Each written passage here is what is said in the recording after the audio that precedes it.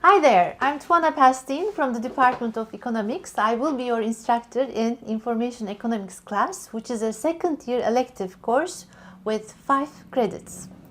So what will we do in this class? We're going to talk about how individuals, markets, societies behave when faced with information problems. About 80% of the content of the module is going to come about these two questions. What do we do when we're faced about the future, and questions about asymmetric information. Now I'm holding a coin in my hand. When I flip this coin, it's either going to be heads or tails. I do not know whether it will be heads or tails, and you don't know, nor does anyone else. Uncertainty is part of life. It is what we have to deal with all the time in most of our decisions. When a firm is deciding whether to invest or not, it will have to sort of make that decision under the uncertainty of what the overall demand is going to be in 2 years' time. When we're making our investment decisions, we do not exactly know which stocks are going to go up and which ones are going to go down. We don't even know what the pound-euro exchange rate is going to be in 3 months' time. A farmer does not know for sure what the weather conditions are going to be next year. The choice of crop will depend on what he expects the rainfall is going to be. So how do individuals make decisions when they are uncertain about the future? How did the market so far come up with solutions for good decision making in uncertainty, and how do societies behave under uncertainty? The second big topic for us is going to be asymmetric information. So here there is no uncertainty for the whole of the society or the market, but one side of the market knows and the other side does not. So for instance, I want to buy a product, I'm a consumer, I go to the shelf, I can't tell for sure what the quality of the product is. But the firm has done the product testing, the firm knows the quality of the product. So one side has the information, the firm, the other side does not. It could be that you are an employer and you're interviewing a worker and you don't know if this worker is a diligent worker. The worker knows whether he tends to press the snooze button a little too often in the mornings. Here again, there is a 20-minute interview and the information is asymmetric. The worker knows about his or her character traits, but the employer does not.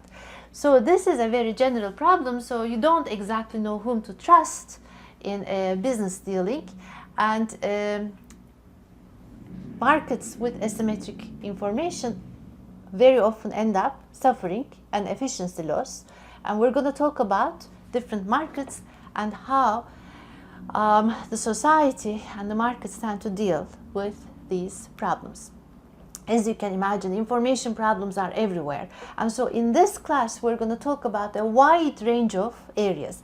The questions are going to come from gender discrimination to racism, from unemployment to performance evaluation, from bailouts to microfinance, from bankruptcy laws to insurance markets, from marketing to derivative markets, financial markets, from social learning to fads, and we'll even talk about religion as a social construct.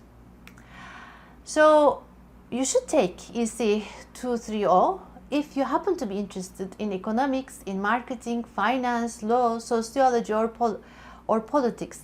But really think of information economics as a class, a module that will open a new window. So you will end up seeing the world from a different point of view, with a different light. Excuse me. Yeah, Jack is behind the camera. Yes, Jack. Yeah, I was wondering, I didn't take econ last year. Is it okay if I take this class? Is it possible? Good question. No problem. There is no prerequisite for this class. So even if you didn't take any economics in your first year in Maynooth University or in high school, you can take this class. You will be given all the conceptual tools that you will need to be able to do our analysis in information economics. So basically, if you like strategy games, this module is for you. I don't play chess either. Okay, chess is not a must either.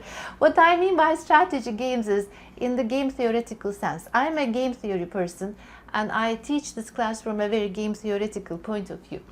So strategy games to me means any strategic interaction. When you're making your decision, are you thinking about what sort of action that's going to trigger from your opponent, from the other player? And are you taking that expectation into account when you're making your decisions? This is a highly analytical course. We're going to cover ideas of 10 recent Nobel Prize winners.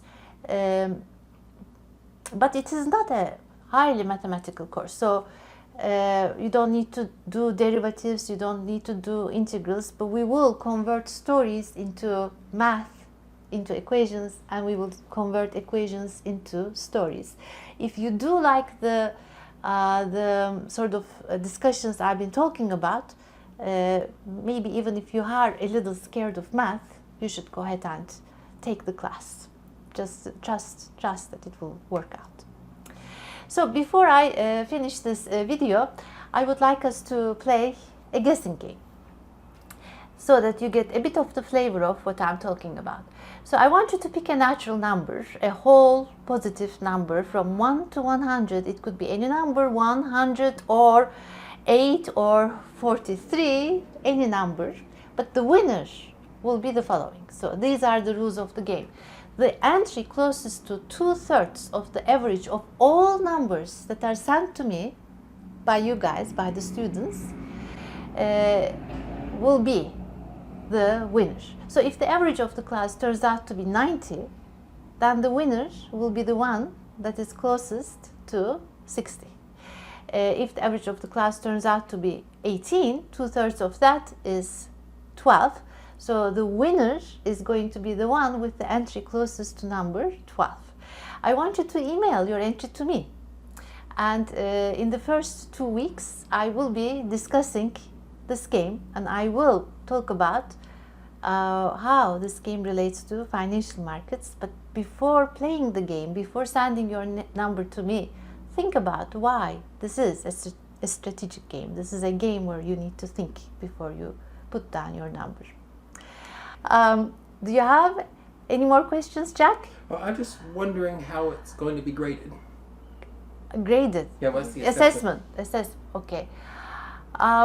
So I will do a lot of continuous assessment, probably weekly assessments. Some of them will be group assessments. There will also be a final exam. We do not have a book for this class, but I will assign academic papers, I will assign some journal clippings. But all of this, including all the deadlines, will be announced at the very beginning of the class in the very first week. I hope that I get to see you in September. Jack, I really enjoyed working with you. I like how you split the screen between me and the slides. I hope I get to do more videos with you in the future. If I take the class, can I still do it? Oh my. Okay, I would love to have you as a student, but maybe there would be a conflict of interest. In that case, we would miss you, Jack. Thank you very much, folks. Hope to see you later.